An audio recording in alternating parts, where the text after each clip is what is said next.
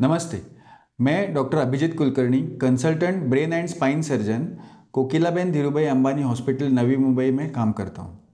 आज हम बात करेंगे स्पाइनल कैनाल स्टेनोसिस के बारे में कि ये होता क्या है, इसके सिम्टम्स क्या है और उसका इलाज क्या है। स्पाइनल कैनाल स्टेनोसिस ये एक बहुत कॉमन प्रॉब्लम है।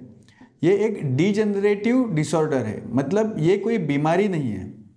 बेसिकली उम्र के साथ जैसे अपने बाल सफ़ेद होते हैं, स्किन पे रिंकल्स या झुर्रियाँ आती है, उसी तरह हर ऑर्गन में डीजनरेशन होते रहता है।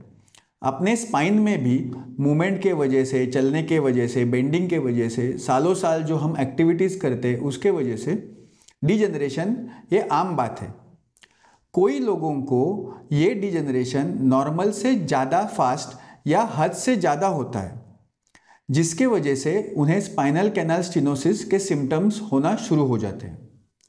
बेसिकली अपना स्पाइनल कॉर्ड या मज्जारज्जू जिसको हम बोलते हैं, वो ब्रेन से स्पाइन में जाते रहता है और ये स्पाइनल कॉर्ड अपने स्पाइन के वर्टिब्रल बॉडीज़ के बीच में से जाता है, जिससे अपनी नसें निकल के अलग अलग ऑर्गन्स में जाती है। ये वर्टिब्रल बॉडीज़ में स्पाइनल कॉर्ड के जाने के लिए खाली जगह या एम्प्टी स्पेस रहती है, जिसे हम स्पाइनल कैनाल कहते हैं।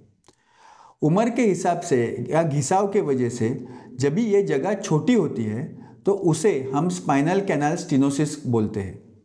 ये जगह छोटी होने के बहुत सारे रीजंस होते हैं, जैसे कि सामने से जो इंटरवर्टिब्रल डिस्क या दो हड्डियों के बीच में गादी रहती है वो पीछे सरक जाना, पीछे जो स्पाइनल कैनाल में लिगामेंट रहता है जिसे हम लिगामेंटम फ्लेवम बुलाते हैं, उसका मोटा हो जाना, साइड में जो वर्टिब्रल बॉडी के जॉइंट्स रहते हैं उनमें स्वेलिंग आना।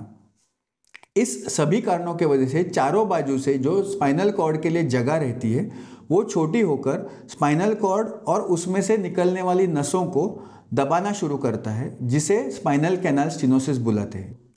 जब भी ये हद से ज़्यादा बढ़ता है तभी नसों के दबाव के वजह से जो सिम्टम्स आते हैं वो पेशेंट को आना शुरू हो जाते हैं, जैसे कि थोड़ा डिस्टेंस चलने पे पेन होना कमर में और पैरों में, दोनों पैरों में झुंझुनाहट होना, हाथों में झुंझुनाहट होना, पैर में वीकनेस होना, संडास पेशाब में तकलीफ होना, हाथों में से कुछ चीज़ सटक जाना, चलते समय इम्बैलेंस होना। ये स्पाइनल कैनाल स्टेनोसिस के कुछ मुख्य सिम्टम्स हैं। ये सिम्टम्स हमको स्पाइनल कैनाल स्टेनोसिस या नस कौन सी और कौन से लेवल पे दब रही है उस हिसाब से होते हैं। अगर हमारे पिछले हिस्से के या लंबार स्पाइन में अगर हमारी नसें दबती है तो प्राइमरीली हमें पैरों में और कमर में तकलीफ होती है। अगर गर्दन में कैनाल छोटी हो जाती है तो चारों हाथ पैर में तकलीफ होना पॉसिबल है। ये स्पाइनल कैनाल स्टेनोसिस एमआरआई से हम डायग्नोसिस करते हैं कि स्पाइनल कैनाल का डायमीटर कितना छोटा है, कहाँ पे छोटा है और कितने लेवल्स पे छोटा है। नॉर्मली लंबार स्पाइन में या नीचे के हिस्से के स्पाइन में 10 मिलीमीटर या 1 सेंटीमीटर से ऊपर का स्पाइनल कैनाल नॉर्मल माना जाता है। जब भी हमारा स्पाइनल कैनाल उससे कम हो जाता है तभी हमारे नसों पे दबाव या प्रेशर आना शुरू हो जाता है। अगर पेशेंट को सिम्टम्स बहुत ज़्यादा है और एमआरआई में उस लेवल पे वो नसें हद से ज़्यादा दब रही है तो उन्हीं पेशेंट्स को सिर्फ सर्जरी की ज़रूरत पड़ती है। बाकी बहुत सारे लोगों को, 100 में से 80 से 90% लोगों को जिनको थोड़े बहुत माइल्ड सिम्टम्स है और स्पाइनल स्टेनोसिस बहुत ज़्यादा नहीं है, उन्हें हम मेडिकल मैनेजमेंट और फिजियोथेरेपी के द्वारा ही ट्रीटमेंट चालू रखते हैं।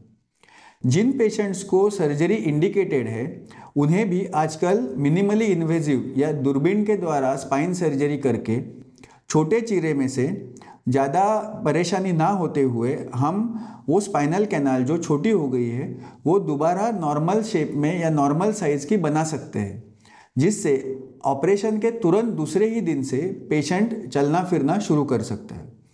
इसके लिए अगर आपको किसी भी प्रकार की सिम्टम्स लगती है जिससे आपको लगता है कि स्पाइनल कैनाल स्टेनोसिस होने की आशंका है तो तुरंत आप आपके नज़दीक के न्यूरोसर्जन को कंसल्ट कीजिए। Thank you.